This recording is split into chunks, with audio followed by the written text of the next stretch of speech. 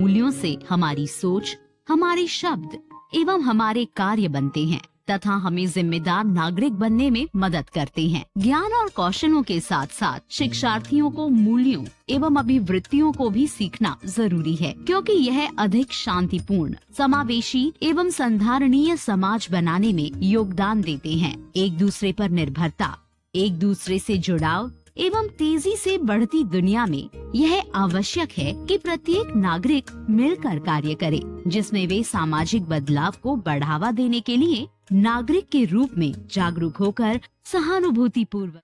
Hello everyone, मैं हूं अशोक। आप देख रहे हैं YouTube channel health and legal expert. दोस्तों, मैं आज आपके लिए लेकर आया हूं बहुत ही शानदार वीडियो जिसका नाम है फंडामेंटल ड्यूटीज़। आज मैं आपको फंडामेंटल ड्यूटीज़ के बारे में पूरी जानकारी दूंगा और साथ ही बताऊंगा यह कितने तरीके की होती है और हमें यह क्यों अपनानी चाहिए या क्यों माननी चाहिए।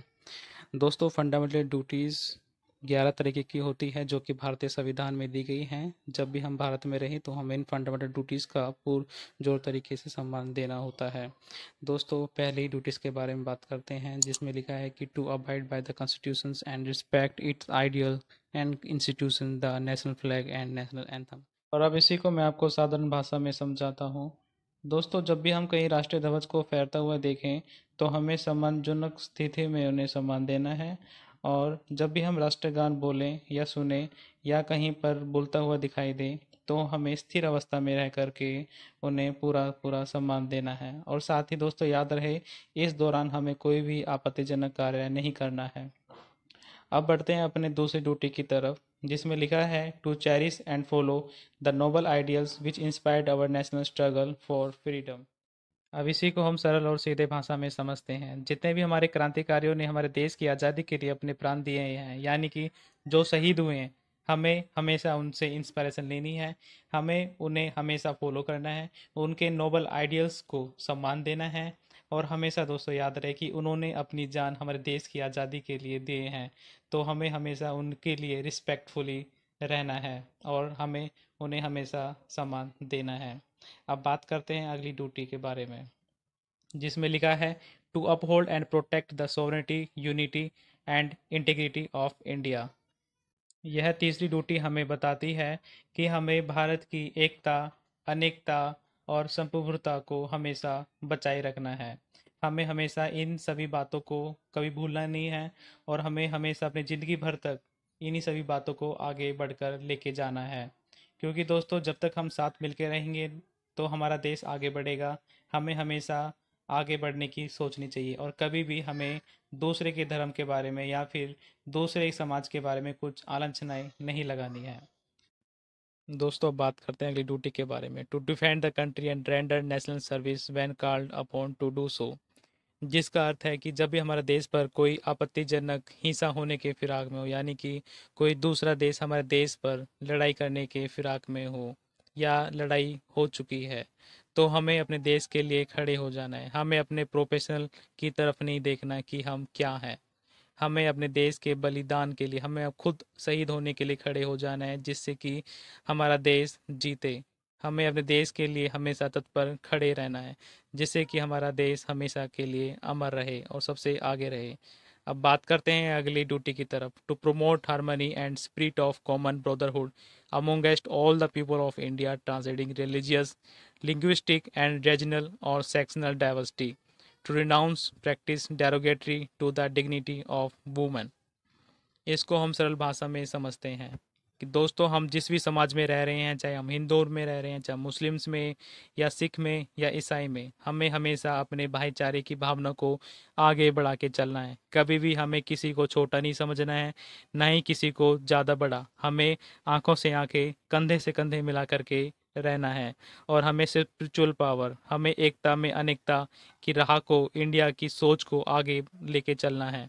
अब बात करते हैं अगली ड्यूटी के लिए, to value and preserve the rich heritage of our composite culture.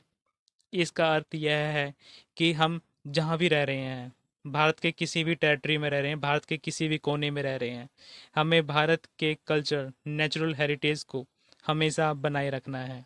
हमें उसको नुकसान ना पहुंचाना है, ना किसी को पहुंचाने देना है, क्योंकि दोस्तों यही हमारे देश की छवि है, यही हमारे देश के इतिहास की छवि है, जिससे हमें पता लगता है कि हमारा देश कितना आगे बढ़ चुका है। बात करते हैं अगली ड्यूटी के बारे में। To protect and improve the natural environment including forest, lakes, river and wild life and to have compassion for living creature. इसका अर्थ सरल भाषा में बताऊं तो दोस्तों है कि हमें हमेशा प्राकृतिक संसाधनों को हमेशा आगे बढ़ाने के बारे में सोचना है, उनको कभी क्षति नहीं पहुंचानी, उनको कभी डैमेज नहीं होने से बचाना है। चाहे वो जंगल हो, झीलें हो, नदियां हो, चाहे वो जंगली जानवरों के विषय में हो, हमें हमेशा उन्हें आगे लेके चलना है। अब बात करते हैं अगली ड्यूटी के बारे में। To develop the scientific temper, humanism and spirit of inquiry and reform. इसका अर्थ भी दोस्तों हम समझते हैं कि हम जहाँ भी जिस भी एरिया में रह रहे हो, हमें हमेशा आगे यानी कि टेक्निकल, लॉजिकल, साइंटिफिक जैसी बातों को ध्यान में रखना है। हमें हमेशा अपने स्पिरिट को हमेशा आगे की तरफ लेके चलना है। हमें अमेंडमेंट अपने खुद में करना है, हमें रिफॉर्म करते रहना है, जिससे कि हम आने वाली पीढ़ियों को और भी आगे बढ़ के ले चलें। अगली ड्यूटी के बारे में बात करें। To safeguard public property and to absorb violence. जिसका अर्थ है दोस्तों, हम हमेशा हिंसा को नहीं आगे लेके चलना, हमें हमेशा अहिंसा को आगे लेके चलना है। अहिंसा परमो धर्म, जो कि गांधी जी ने बोला है। हमें पब्लिक प्रॉपर्टी को कभी नुकसान नहीं पहुंचाना, हमें पब्लिक प्रॉपर्टी को हमेशा अपना समझ के रखना है, क्योंकि पब्लिक प्रॉपर्टी हमारे ही दिए गए टैक्स के पैसों से बनी होती है। और हमेशा दंगों से दूर रहना है। एक ने लिखा है, whoever want to protest please burn your own vehicle in protest and vandalize your own property, a honest tax paying citizen। जिसका अर्थ है कि जब भी दंगे करो तो अपनी प्रॉपर्टी को जलाओ, ना कि पब्लिक प्रॉपर्टी को। अब बात करते हैं अगली ड्यूटी के बारे में। To strive toward excellence in all sphere of individual and collective activities so that nation constantly rise to higher level of endeavour and achievement. जिसका अर्थ है, हम सभी देशवासियों को, हम सभी इंडिया के लोगों को, हम सभी भारतीयों को हमेशा भारत को कॉन्स्टेंटली यानी कि स्थिर और आगे बढ़ने की चाह की तरफ देखते रहना है, जिससे कि हमें ज़्यादा से ज़्यादा उपलब्धियां हासिल हों और हम 1 स्टेप 2 स्टेप 3 स्टेप 4 स्टेप ऐसे ही आगे बढ़ें और देश का नाम ऊंचा करें। अगली ड्यूटी कहती है, who is parent or guardian to provide opportunities for education to his child, or the case may be word between the age of 6 and 14 years। इसका अर्थ मैं आपको सरल भाषा में समझाता हूँ। जितने भी माता पिता इस भारत देश में हैं, अपने 6 से 14 साल तक के बच्चों का, या फिर जिनके माता पिता नहीं हैं, उनकी देख रेख जो भी लोग कर रहे हैं यानी कि गार्जियन का कर रहे हैं, तो वो सभी 6 से 14 साल तक के बच्चों का, उनकी पढ़ाई का खास तौर पर पूरा ध्यान रखें, क्योंकि यह दोस्तों वही एज है जिसमें बच्चे भटक सकते हैं या फिर आगे बढ़ सकते हैं। दोस्तों, ये थी मेरी आज की वीडियो। आपको अच्छी लगी हो तो कृपया subscribe my channel and like the video. धन्यवाद।